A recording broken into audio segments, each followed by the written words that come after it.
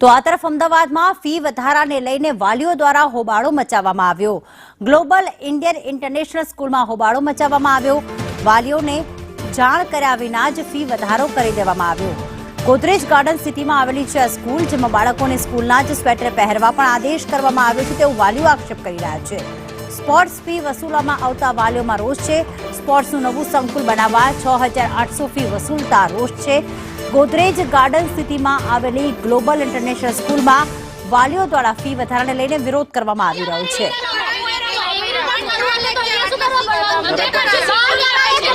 પ્રતિક અમારી સાથે જોડાઈ ગયા છે। પ્રતિક, અચાનક ફી વધારા પાછળનું શું કારણ બતાવી રહી છે સ્કૂલ અને વાલીઓનો શું આક્ષેપ છે?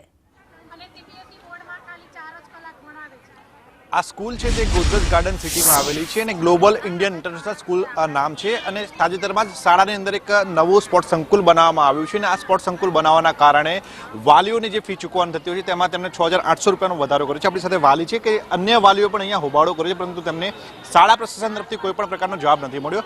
ખાસ તો શું માંગ છે તમારી, શા માટે આજે બધા ભેગા થયા છો? આજે ભેગા થવાનું કારણ મૂળ એ હતું કે જે અમને મેલ આવેલા હતા કે 6800નો તમારે વોલીબોલ કોર્ટ ને ફૂટબોલ કોર્ટ ને એ બધું જે બનાવ્યું છે એના માટે અલગથી એ લોકોએ 6800ના મેલ બધાને મોકલી દીધેલા હતા।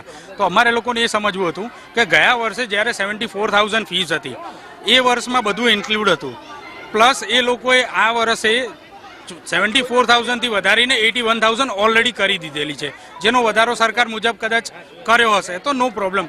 અમે લોકોએ એ એગ્રી થઈને એડમિશન લઈ લીધું છે। એ એડમિશન લેતી વખતે એમની જે કો કરિક્યુલમ એક્ટિવિટી CCA ECA જે કરાવે છે એક્ટિવિટીઝ, એના જે ઇન્ક્લુડિંગ અમને ફોર્મ ભરાવેલા કે છોકરાને કઈ એક્ટિવિટીઝ કરાવી છે, ફૂટબોલ કરાવી છે, હાથે, એ બધી જ ઇન્ક્લુડેડ હતી જે ફીઝમાં કહેલી હતી।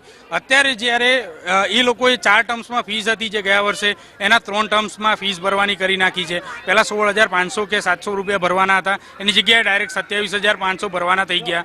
પ્લસ આ લોકોએ જે 6800 કોર્ટ્સ બનાવ્યા છે, ફૂટબોલ કોર્ટ્સ, જે વોલીબોલ કોર્ટ્સ એ લોકોએ બનાવ્યા છે, એના 6800 આ એક્ટિવિટીઝ માટે અલગથી એ લોકોએ એડ કર્યા છે। એને જાણવા માટે અમે લોકોએ અહીંયા વાલીઓ ભેગા થઈને એને જાણવા માંગતા હતા કે આ શેના માટે ફીસ છે। જો તમે એડમિશન લેતી વખતે જે ફીસ લીધેલી છે એમાં ઇન્ક્લુડ નથી તો પછી આ એ વખતે અમને જણાવવાની જરૂર ક્યાં હતી કે તમારે સ્પોર્ટ્સ આ ભણાવવાના આ લેવાના છો કે નહીં? ફીસ છે 6800, એ ન ચૂકવવામાં આવે તો પેનલ્ટી લેવાની પણ વાતચીત કરવામાં આવી છે। જી અત્યારે લેટ ફીસનો બી મને 2430 રૂપિયાનો લેટ પેમેન્ટ ફીસનો બી મેસેજ આવી ગયો છે, જે એમના ગ્લોબલ ઇન્ટરનેશનલ સ્કૂલનો જે મેલ છે એમાં 2430 ને બધાને લેટ પેમેન્ટ ફીસ લગાડી છે।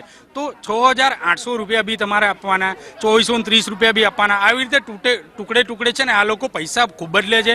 એ પ્લસ જે બુક્સ મંગાવે છે એ બુક્સ બી એમના ત્યાંથી, સ્ટેશનરી બી એમના ત્યાંથી આખું કીટ જ બનાવીને આપે છે। 10-12 હજાર રૂપિયા, 15 હજાર રૂપિયા આવી કીટોના ભાવ રાખે છે, જે બુક્સમાં કોઈ એવું નથી હોતું। જે તાજેતરમાં જ એક શિક્ષણ મંત્રીએ પત્ર કર્યો છે કે શાળા, કોઈ પણ શાળા વાલીઓ વિદ્યાર્થીઓને સ્વેટર પહેરવા માટે ફરજ ન પાડી શકે, પરંતુ આ શાળામાં પણ ફરજ પાડવામાં આવે છે। બેન, કયા પ્રકારની ફરજ છે? કારણ કે જે બાળકો છે તેમને શાળાનું સ્વેટર પહેરવા માટેની ફરજ પાડવામાં આવે, શું કહેવામાં આવતું હોય છે?